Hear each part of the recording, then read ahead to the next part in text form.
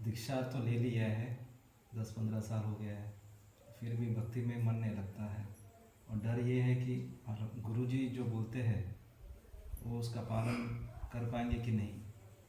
जैसा गुरु, और एक चीज़ है जैसे गुरुजी, अभी वृंदावन वास कर रहा हूँ तो गुरुजी का डर लगता है कि कहीं गुरुजी बोले दूसरी जगह जाओ प्रचार करने के लिए, तो वो बात मानी, तो गुरु की बात तो माननी पड़ती है, बिना माने तो आगे नहीं बढ़ सकते, तो धामवास भी छूट जाएगा, ऐसा डर लगता है। देखो ये बात आपकी बहुत बढ़िया है। ये आप इसलिए पूछ रहे हो कि आपके अंदर वो जर्म्स हैं। अब मैं अपना समय बर्बाद ना करके मैं अपना पहले अपना कल्याण करूं, इसलिए तो आप पूछ रहे हो। तो इनका मेन मकसद ये है, अजी गुरु मंत्र लेने के बाद भी प्रोग्रेस ज़्यादा नहीं हो रही है, मतलब तकरीबन उधर ही है, हम वृंदावन वास भी कर लिया, तो क्या कारण है?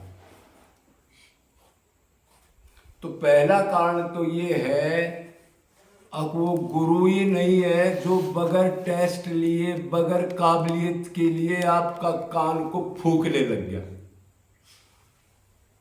फूक मारता है, कुछ बोलता है, ये भी नहीं पता हमारे को, तो कहते फूक देता है।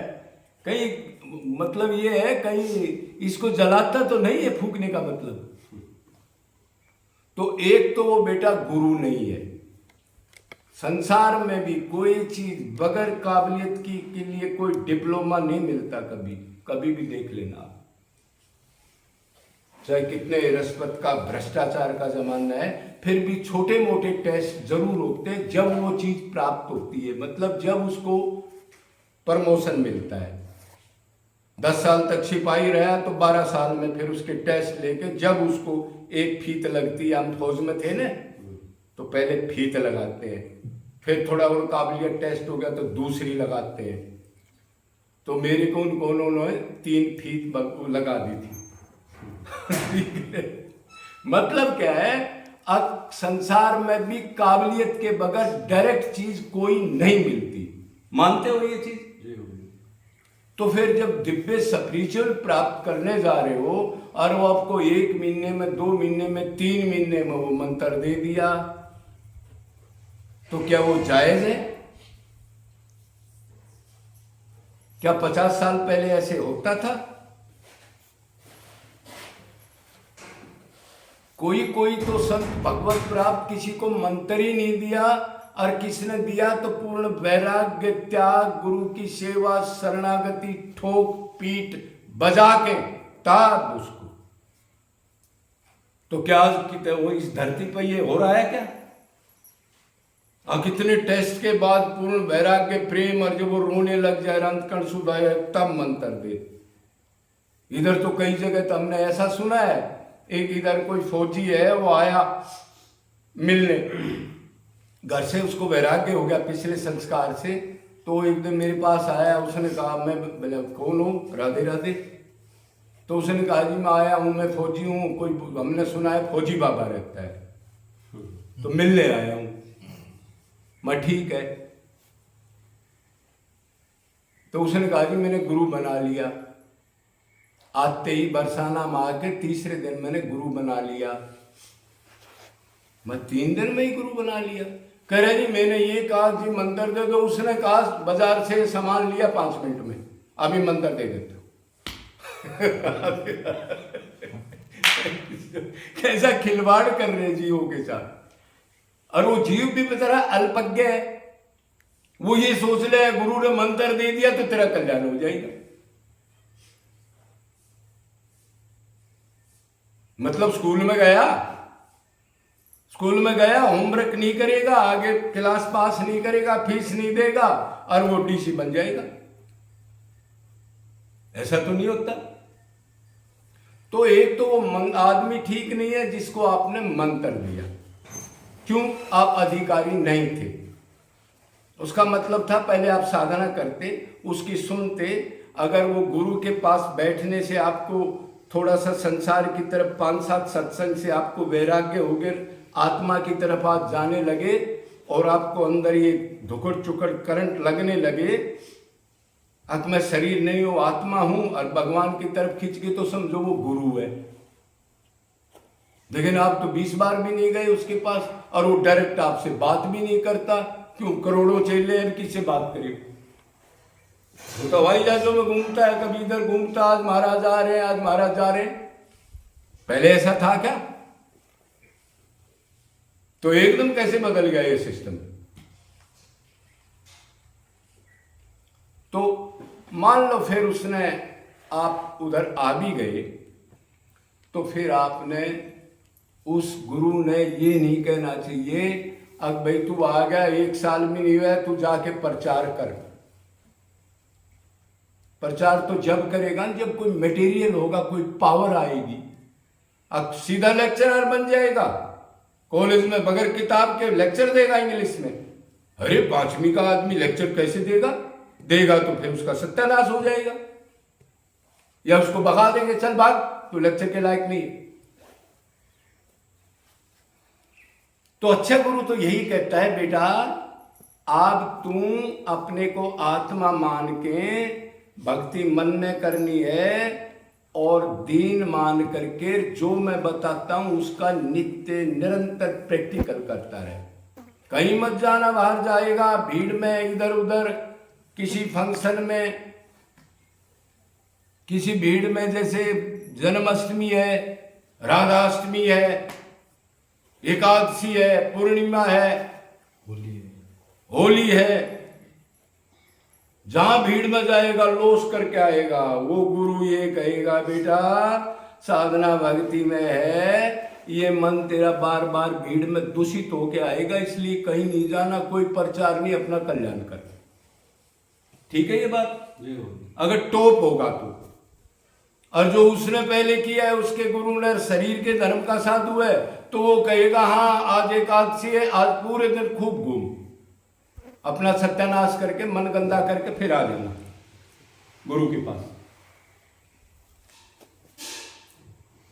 तो पहले तो तरीका गलत है।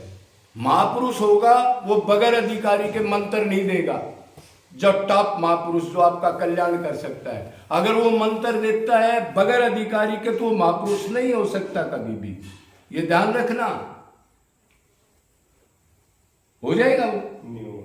हो ही नहीं सकता कभी भी। क्यों? गलत काम कैसे कर देगा? और फिर आजकल तो ये हो रहा है, अब ठीक है मंत्र भी ले जाओ और घर में व्रत करो, घर का काम मत छोड़ो।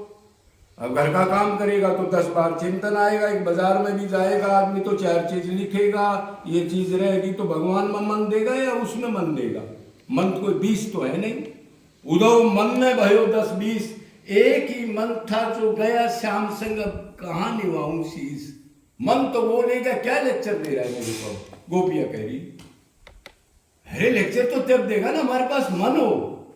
वो तो चित्त चोर ले गया हमारे को।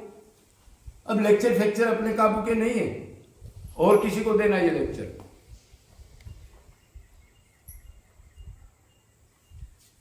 तो इसलिए प्रोग्रेस नहीं होती है। गुरु के शरण रहे आदमी, अपने को आत्मा मान के 84 से डरे। अब शरीर छूटने के बाद किन किन योनियों में मेरे को जाना पड़ेगा, कैसे कैसे भोगना पड़ेगा। भय के बगैर प्रीत नहीं होती। यो सारा संसार भय से चल रहा है। एकदम मोदी या कोई आदमी ये कह दे कि आज कोई करामी नोट नहीं होगा, कोई कुछ भी करो, अरे घर लूट ले, कितने इज्जत लूट ले, भ्रष्टाचार बलात्कार एक दिन में इतने हो जाए, सारा भ्रष्ट हो जाए, लूट ले लोग। अरे पुलिस ने तो कोई रिपोर्ट नहीं, आज तो फ्री है। वो भय से चल रहा है, और आत्मा का भय नहीं। अब ये शरीर छूट के कैसे जरायु जंडज सवेज उद्विज नादज बिंदु स्थावर जंगम जलचर खेचर नवचर इतनी प्रकार में पैदा हो करके कोई बंदोबस्त नहीं होगा। आज तुम कमरा बनाए बैठे हो, कपड़े ओढ़े बैठे हैं हम, नहीं उधर कुछ नहीं। बरसात होगी, ओले गिरेंगे, अभी अंडे दिए, अभी बच्चे दिए, अभी एक हिरणी बेचारी अभी ब्याही है, ऊपर से ओले गिरने लग गए। पीछे से भाग है, वो खाने के लिए तैयार है उस बच्चे को। क्या माइंड में नहीं आता ये भेजा? कभी सोच नहीं आती ऐसी? इतनी क्या पावर होगी जीव में? तो भय करो, ये मनुष्य जन्म की कीमत समझो, गुरु के शरण में रहो। गुरु मंत्र जब देगा, जब अधिकारी हो जाओगे बीए के बाद ही, बीए के बाद ही वकालत में एडमिशन मिलता है। 5वीं वाले को एडमिशन नहीं मिलता। क्यों नहीं समझते ऐसे गुरुओं को आप, जो बार बार धोखा दे करके आपको लूट खसोट भीड़ बढ़ा रहे? जेब कतरों से सावधान, ध्यान रखना, नहीं तो अपनी तो जेब कटी है, तुम्हारी भी कट जाएगी। मनुष्य जन्म खो जाएगा, फिर भोगना जा करके गुरु कहाँ है? गुरु कह रहा मैं भी इधर नर्क में आ गया, तू भी आ गया। ये सबके लिए नहीं कह रहा मैं। टॉप गुरुओं का तो आदर करना है, लेकिन उनका सिस्टम भी अलग होता है। वो टाइगर पने से रहते हैं, गीदड़ों वाली हरकत नहीं करते। तो इसलिए हमारा प्रोग्रेस नहीं हो रही है। तो इन बातों को सोच समझ करके और फिर काम करना। पहले प्राप्ति कर लो, तब कोई प्रवचन देना, और वो भी कोई इधर आए तो देना, नहीं आए तो बुलाना मत, भीड़ इकट्ठी मत करना, कि तुम्हारे आनंद में खलल पड़ेगी। ऐसे करोगे तो काम हो जाएगा। डरोगे 84 से और मनुष्य जन्म की कीमत समझोगे कि ये खुशने के बाद क्या हालत होगी, तो आप लापरवाही नहीं करोगे, अपने एम पर चलते रहोगे। और अगर ठीक गुरु है रसिक, तो आपको जा करके फिर आपको चस्का लग जाएगा, फिर आप हटोगे नहीं, वो आनंद मिलने लग जाएगा, फिर आंसू गिरने लग जाएंगे, फिर सदा के लिए आप मालामाल हो जाओगे। बस ये काम कर लो, जागता कर लो, सिक्योरिटी में रहो, खिड़ाओ मत, जो करते उसको खर्च मत करते घूमो।